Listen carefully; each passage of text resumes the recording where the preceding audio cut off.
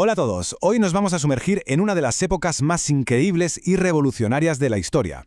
Pero mucho ojo, porque el Renacimiento es bastante más que un simple estilo artístico. Fue un movimiento cultural que, literalmente, lo cambió todo y sentó las bases del mundo en el que vivimos hoy. Vamos a ello. Seguro que al pensar en el Renacimiento, lo primero que se nos viene a la cabeza son estas imágenes, ¿verdad? Obras maestras que todos conocemos. Pero lo increíble es que artistas como Botticelli, Da Vinci, Rafael o Miguel Ángel no aparecieron de la nada. Fueron en realidad la punta del iceberg de algo mucho, mucho más grande. Y claro, aquí la pregunta del millón es ¿cómo se llegó a este estallido de creatividad, a esta explosión de genio? ¿Qué pasó en el mundo para que todo diera un giro tan radical? Pues eso es justo lo que vamos a desentrañar juntos hoy. Porque, y esto es clave, para entender de verdad el Renacimiento, no basta con mirar los cuadros, hay que ir más allá, hay que entender qué pasaba por las cabezas de la gente, cuál fue el motor intelectual y social que encendió la mecha de estos genios. La propia palabra nos da la pista fundamental, renacimiento, un volver a nacer. Y es que fue en esencia un movimiento que decidió mirar hacia atrás, a la antigüedad, a la Grecia y la Roma clásicas, para encontrar la inspiración necesaria para construir un futuro completamente nuevo. Ahora bien, un cambio tan brutal no ocurre porque sí. Hizo falta una receta con dos ingredientes fundamentales. Por un lado, una forma de pensar totalmente nueva. Y por otro, el dinero, claro, para poder pagar y convertir esas ideas en mármol, en frescos, en edificios. Veamos cómo se cocinó todo. Y ese motor intelectual tiene un nombre: el humanismo. De repente, figuras como Maquiavelo o Erasmo de Róterdam recuperan textos clásicos olvidados y promueven una mentalidad que pone al ser humano, a su capacidad de razonar y a su potencial, en el centro de todo. Y gracias a la invención de la imprenta, estas ideas se extendieron como la pólvora. Pero, ¿por qué en Italia? ¿Qué tenía de especial? Pues sinceramente fue una especie de tormenta perfecta. Teníamos ciudades riquísimas e independientes como Florencia, familias de banqueros como los Medici, forradas de dinero y dispuestas a invertirlo en arte, y por si fuera poco, tenían las ruinas del Imperio Romano delante de sus narices, un recordatorio constante de esa grandeza que querían recuperar. Con todo este caldo de cultivo, con nuevas ideas y dinero fluyendo, era imposible que el arte siguiera siendo el mismo. Se establecieron unas nuevas reglas del juego, una forma completamente nueva de mirar y de representar el mundo. Básicamente, todo se regía por 4 pilares. Primero, volver a los modelos de Grecia y Roma. Segundo, un interés casi obsesivo por la figura humana, por su anatomía. Tercero, buscar un realismo científico, que las cosas se vieran como en la vida real.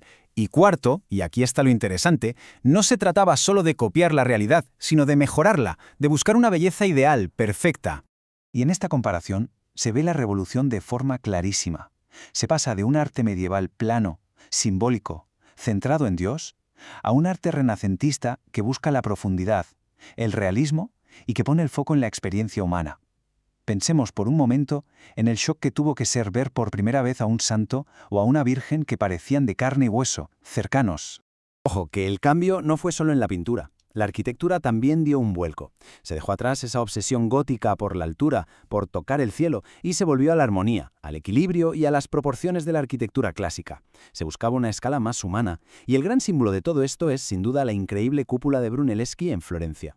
Vale, ya tenemos el contexto, las ideas, el dinero y las nuevas reglas. Ahora sí, vamos a lo bueno. Vamos a hablar de los genios, de los nombres propios que cogieron todas estas ideas y las llevaron a un nivel que todavía hoy nos deja sin palabras.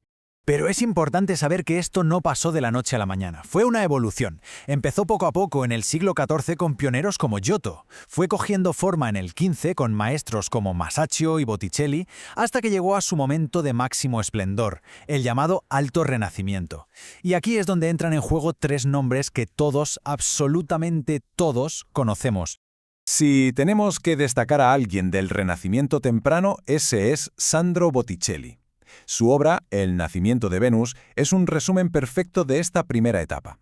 Vuelve a un tema de la mitología clásica, pone el cuerpo humano desnudo en el centro de todo y busca esa belleza ideal tan característica, hasta el punto de alargar las figuras para que parezcan más elegantes. Y entonces llegamos a la cima, al momento cumbre del Alto Renacimiento. Y aquí es donde aparecen los 3 titanes. El primero de ellos, Leonardo da Vinci, el prototipo perfecto de hombre del Renacimiento. No era solo un pintor, era inventor, científico, músico, un genio absoluto con una curiosidad insaciable. Lo que hizo a Leonardo tan revolucionario fueron sus innovaciones técnicas. Perfeccionó técnicas como el sfumato, ese difuminado que da a sus obras un aire misterioso y súper realista. O la perspectiva aérea, que conseguía una sensación de profundidad nunca vista. Y todo esto gracias a su obsesión por la ciencia, por estudiar la anatomía humana abriendo cadáveres para ver cómo éramos por dentro. Después de la complejidad y el misterio de Leonardo, llega el segundo titán, Rafael Sanzio. Rafael es la calma, el equilibrio, la armonía perfecta. Si tuviéramos que elegir a un solo artista que represente el ideal sereno y equilibrado del Alto Renacimiento, sin duda sería él. Y su obra maestra, La Escuela de Atenas, es que es literalmente el Renacimiento entero metido en una sola pared.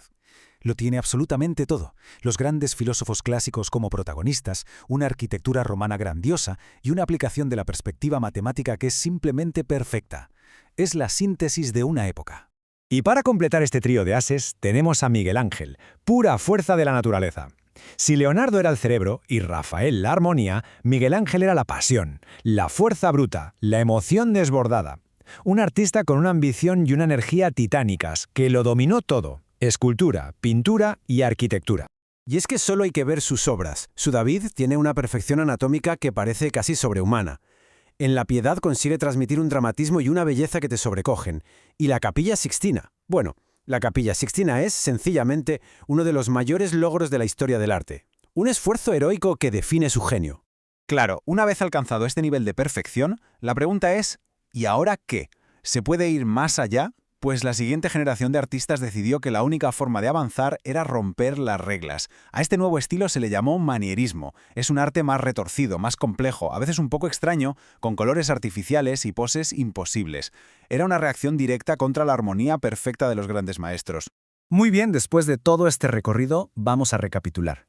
¿Con qué nos debemos quedar? ¿Cuál es el impacto real, el legado de esta época fascinante? Quizás la idea más importante es que el Renacimiento no fue una ruptura total con una supuesta edad oscura.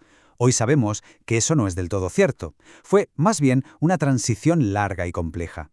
Un puente entre el mundo medieval y el mundo moderno, que redefinió por completo nuestra manera de entender el arte, la ciencia y, en definitiva, al ser humano.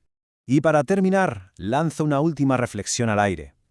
Han pasado más de 500 años, pero esa idea de belleza, de proporción, de genio artístico que nació en el Renacimiento, sigue estando increíblemente presente.